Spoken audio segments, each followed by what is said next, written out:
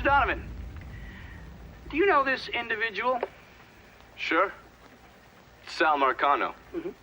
And how about this man? That's Sal's worthless piece of shit brother, Lou. Look. Enough of the dog and pony bullshit. What's your real question? Did you help Lincoln Clay murder Sal Marcano and all prominent members of his crime family? You're goddamn right I did. Mafia 3 was my most anticipated game of 2016 for some time. I absolutely adored Mafia 2, so when publisher 2K announced the third installment in the popular franchise, I was immediately on board. Then, I began to learn more about the game. It was comfortably tackling racism and authentically depicting the socio-political state of 1960s America, all whilst telling the revenge story of a biracial war veteran betrayed by the Italian mob. Yeah, Mafia 3 sounded like it was going to be something special. Having spent upwards of 10 hours with the game thus far, unfortunately though, it isn't. It's a dangerous course you're contemplating. And what do you think we should do? Sal Marcano deserves to die. I won't argue otherwise. Kill him. But let that be the end of it. That's not enough! It's enough if you say it's enough.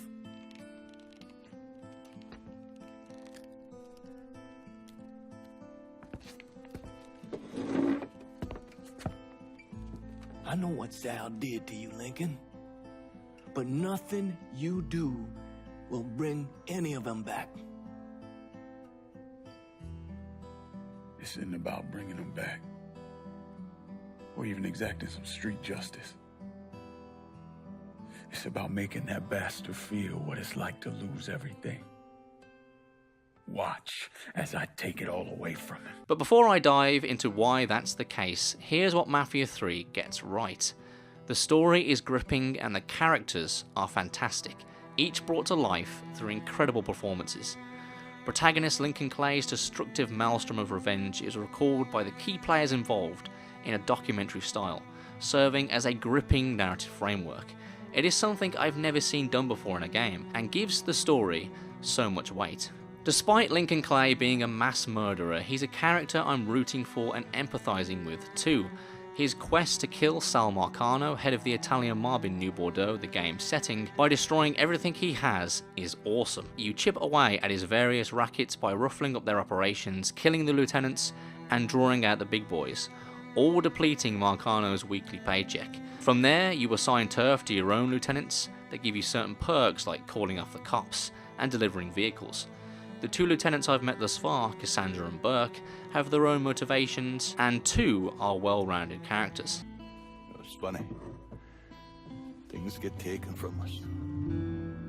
We convince ourselves we have to go out and inflict the pain on someone else. A little mend what's busted up inside of us. But it doesn't. No,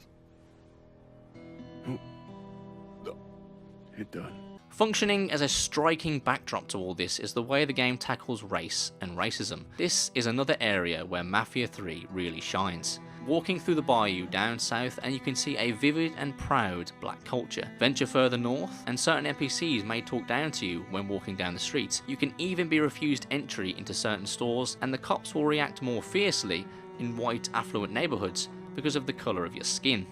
All units, report of a colored male brandishing a firearm and Irish point. Up to you if you want to check it out.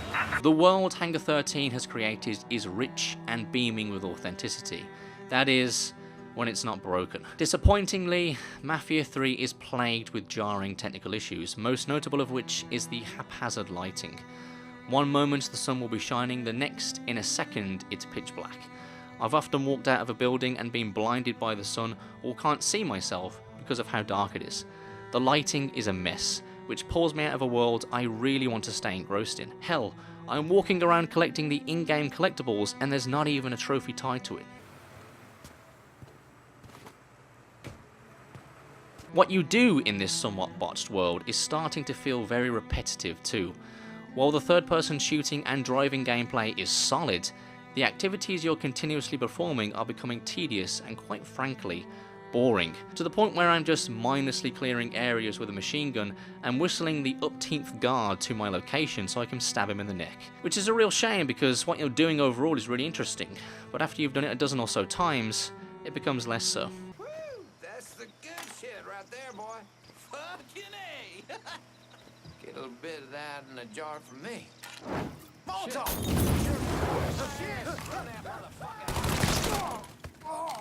Leading up to Mafia 3's launch, I thought it was going to be a Game of the Year contender of mine. I even wrote an article about how it could be the sleeper hit of the year. It's such a shame then that it just hasn't met those expectations. It does so in places, it really does. The story is intense and gripping, the characters are well written and performed, the world authentic, and the handling of racial themes so directly, something we've never seen done in video games. Injuring that though are some glaring technical issues and a gameplay loop that is becoming tiresome. Go to geld, you.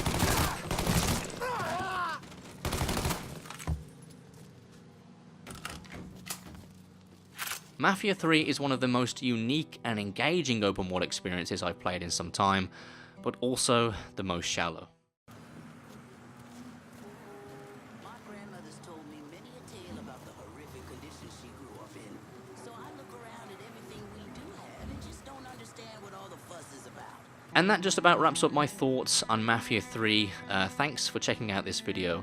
If you liked it, then please like, share, and subscribe. And until the next one, folks, take it easy. Wrong neighborhood.